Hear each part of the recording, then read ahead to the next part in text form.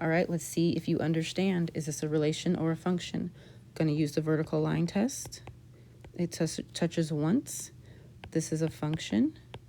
And for the explanation, all I have to write is it passes the vertical line test. I am abbreviating that with VLT. Practice problem 2. We have a circle. They've drawn the vertical line for me. So is this a relation or a function? This is a relation.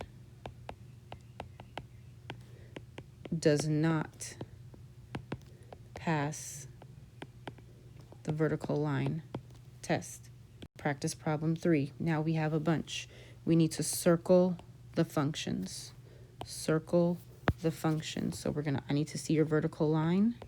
Okay, this passes. I'm going to circle it. It's a function. Now for these dots, test each one so you don't miss anything. It's never crossing through two of them at once. So yes, this passes.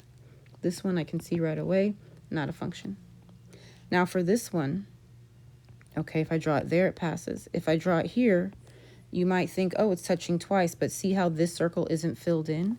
That means that circle is not part of the graph. So it's still only touching once. So this one was tricky. So it's only touching once. This one is a function. If that dot were filled in, then it wouldn't be. But because it's not filled in, that means that's not really on the function. I know parabolas on their side are not functions. This one I can see here.